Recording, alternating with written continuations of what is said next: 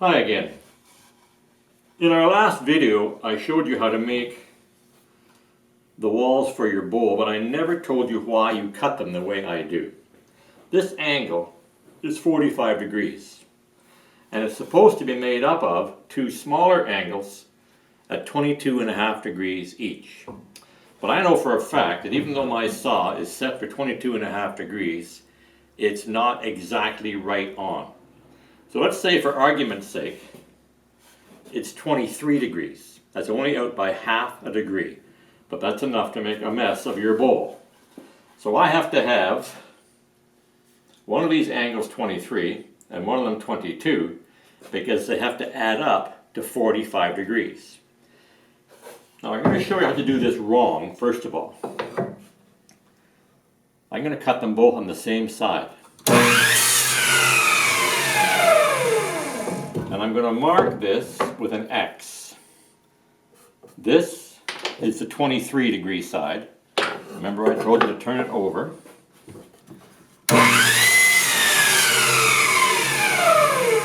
So if that's the 23 degree side, then the other side must be the 22 degree, because they are going to add up to 45 degrees. So let's cut another one.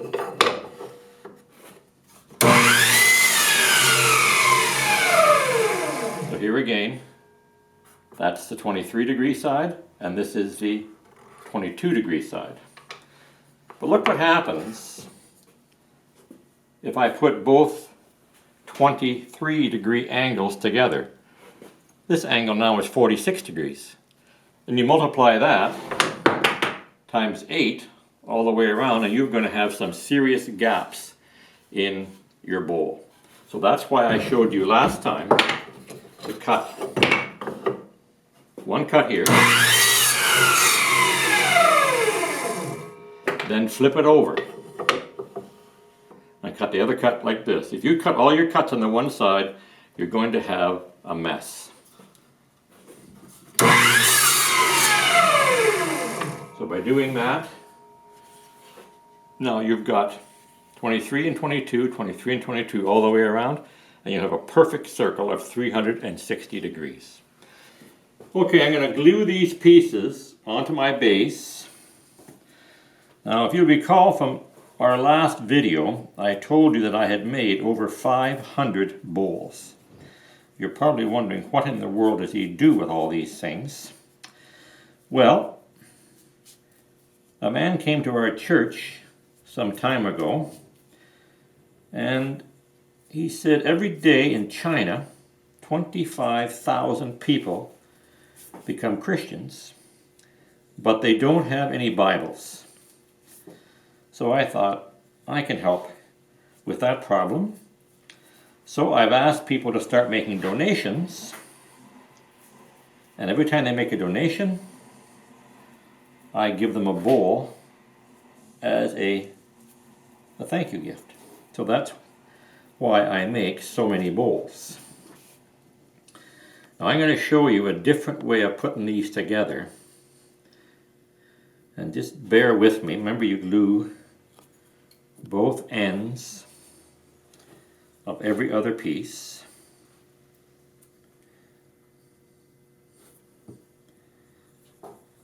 I'm going to nail this together this time. And before you turn me off, just wait till I show you how I do this. Because I make 8 bowls at once. And there's no way I have enough clamps to make that many bowls. But if I nail them, then I have no problem doing it. So this is the same as last time. You put this gear clamp on here.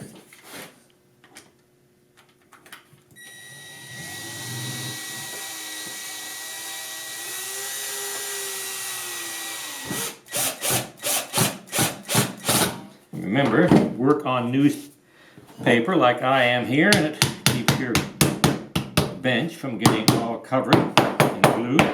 Tap these joints down nice and tight, and again Each joint adds up to 45 degrees. So the octagon is perfect. Now flip it over.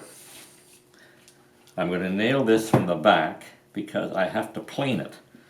And of course you can't have nails going through your planer or you'll ruin it.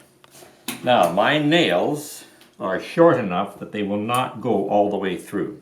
I'm going to nail on the joint of the octagon. Push the gun down good and hard and nail right on the outside.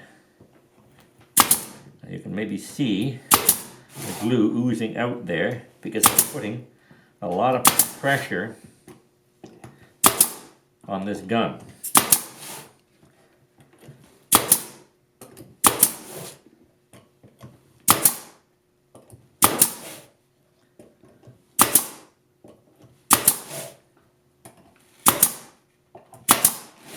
Okay, good. Now, I'm going to set that to one side. And I have another one made up here, and I'm going to show you the next step. And the next step is planing.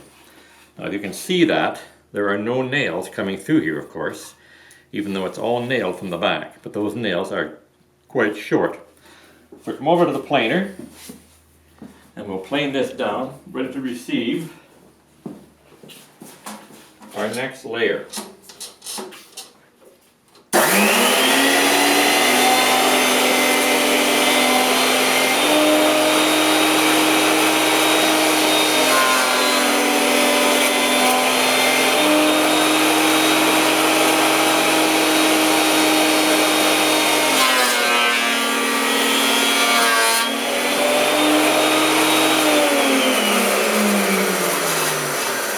Perfect. Okay, come on back over here.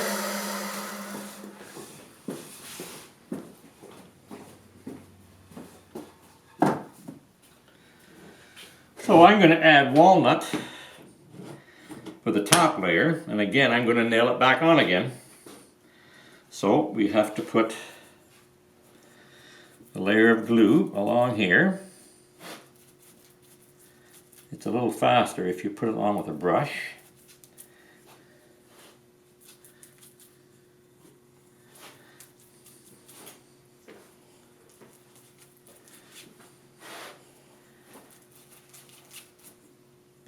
The end result here is just as good as if you use clamps, but it's an awful lot faster. So if you have to mass produce these bowls, if you're going to sell them or something and you need to produce a whole bunch at once, then I would suggest you try this idea. Once again, you'll notice my X's and O's are lining up, so I have each joint is 45 degrees. Okay, put that on there. Let's get this gear clamp.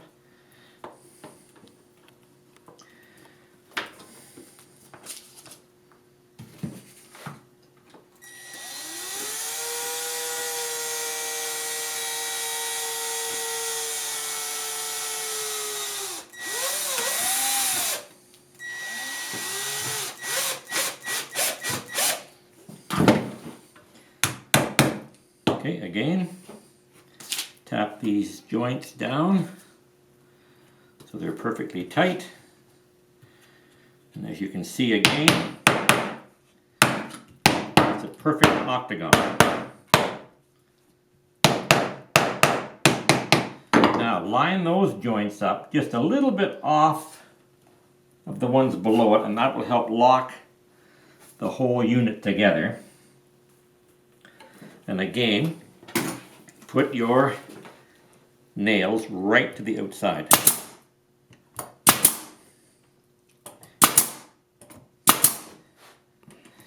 Push down on the gun as hard as you can.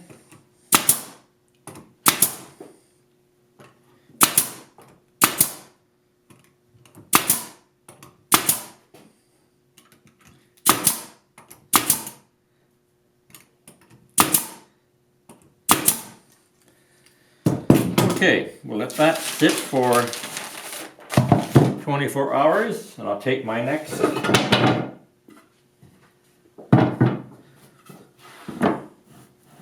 model here. This is dried for 24 hours. Now, you can't plane that because it's full of nails. It would ruin your planer. But you don't need to plane it. You can turn that on the lathe. So now I put my template on there, and my template is well inside the nails. Draw a line around there.